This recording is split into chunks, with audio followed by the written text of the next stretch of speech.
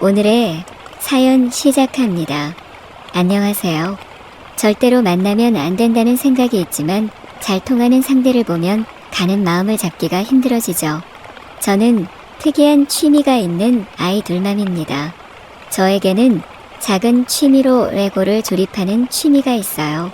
대부분 남자분들이 좋아하는 취미인데 저는 어렸을 때부터 오빠와 함께 자라면서 남자아이들이 가질 법한 취미를 참 많이 가졌나요?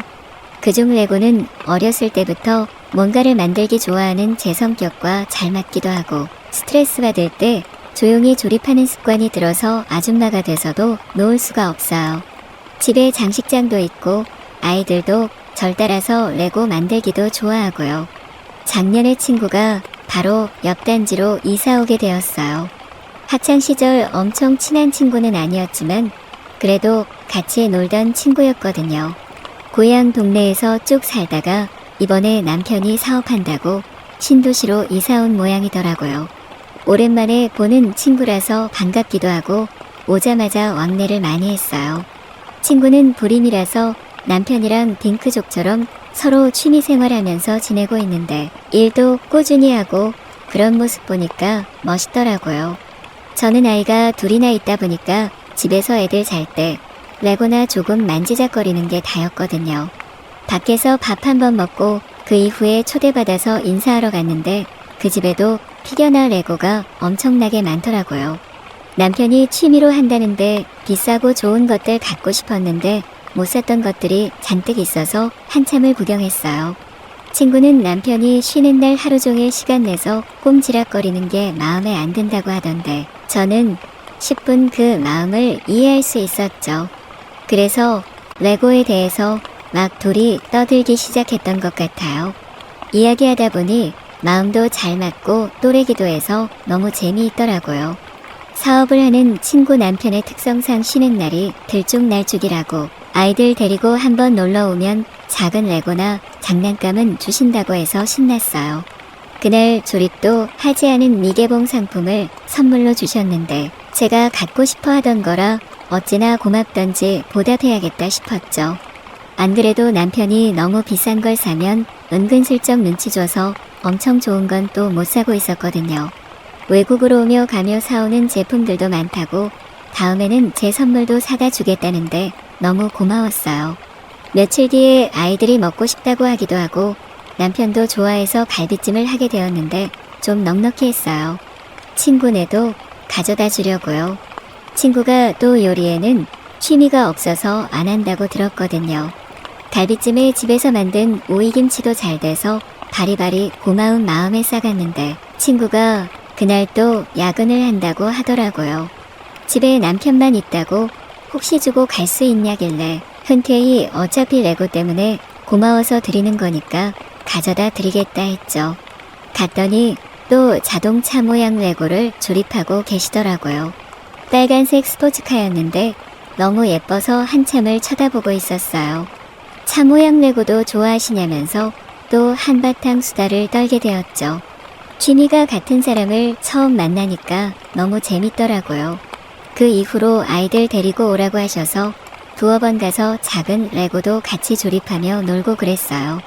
사실은 아이를 너무 갖고 싶었는데 친구의 불임으로 갖지 못했다는 이야기만 들었거든요. 그래서인지 아이들을 너무 예뻐해 주셔서 고맙기도 하고 또 오래간만에 편하게 애들 봐주는 사람이 있으니 좋기도 하고요. 덕분에 뚝딱뚝딱 혼자서 재미나게 취미생활을 누리고 왔나요? 집에서 멀지 않은 곳에 장난감 관련 가게가 크게 오픈했는데 레고가 많다고 들었다면서 혹시 아이들 데리고 구경 한번 가보시라고 얘기해 주시더라고요. 근데 아이들이 뭘 사달라고 뗐을까봐 남편은 쉬는 날 가줄 것 같지 않아서 혼자 다녀오겠다고 했더니 그럼 같이 가자고 하셨어요. 내일 모레 안 그래도 일정이 좀 비는데 자기도 가보고 싶으셨다면서 아이들이랑 같이 가자고요. 덕분에 차도 얻어 타고 아이들이랑 편하게 구경하러 방문했었죠. 또 감사하게도 아이들한테 작은 선물들도 하나씩 사주셔서 편하게 구경할 수 있었어요. 즐거운 시간을 보내고 아이들이 체육교실에 갈 시간이라서 내려주고 집으로 향했죠. 집에 있는 것들 좀 구경해도 되냐고 남이 만든 거 구경하는 것도 좋아한다고 하길래 집이 좀 지저분하지만 괜찮다면 보고 가시라고 했어요. 저는 작고 아기자기한 것들도 많이 만드는데 없는 부품이나 소품은 미니어처로 만들어서 넣어두기도 하거든요. 신기하다면서 이것저것 구경하시는데 괜히 뿌듯하고 그런 마음이었어요. 그 이후로 서로의 집에 드나들면서 그냥 친구처럼 편하게 지내는 사이가 되었죠. 사실 제 원래 친구보다 친구 남편이 더 편하고 재미있게 느껴질 정도였어요. 친구는 공주님과에 매일 운동하고 머리하고 손톱하고 다니느라 접점이 별로 없기도 하고 말이 잘 통하는 스타일은 아니거든요. 하루는 남편이 아이들을 데리고 시댁에 가게 되어서 자유시간이 주어졌죠. 맥주 한잔 하면서 취미생활을 즐기고 있는데 전화가 온 거예요. 와이프가 야근이기도 하고 저도 혼자 외고한다고 해서 혹시 미니어처 만드는 거 구경할 겸 가도 되겠냐고요. 흔쾌히 오라고 하고 같이 맥주 한잔 하면서 이런저런 이야기도 많이 나눴죠. 친구랑은 취미나 사업이나 이런 얘기들은 잘 안 통하고 그냥 서로에게 필요한 존재로서 남아있는 파트너 같다면서 이야기를 나누다가 분위기가 이상해졌어요. 남편도 없고 아이들도 없는 집에서 제가 그렇게 부정한 일을 하게 될 줄이야 꿈에도 몰랐네요. 근데 그게 싫지만은 않았어요. 짜릿하기도 하고 뜨겁게 불타오르는 그 순간에 아이들 엄마가 아니라 여자가 된 것 같고요.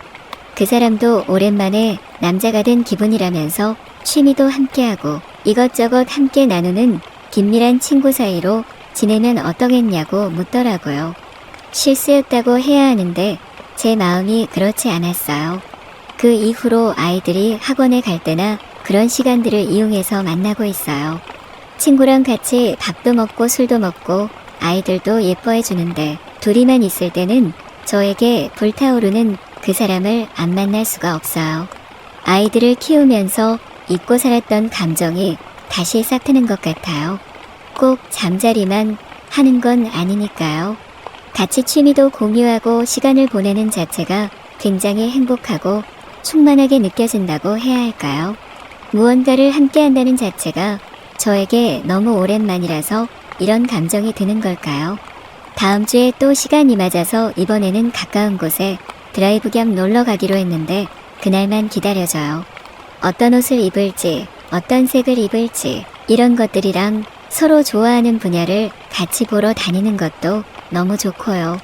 정신적으로도 육체적으로도 저에게 기댈 곳이 생긴 것 같아서 요즘 기분이 날아갈 것 같은 느낌을 받아요. 이 행복이 얼마나 갈 수 있을진 모르겠지만 저는 이 만남에 충실해 보려고 해요.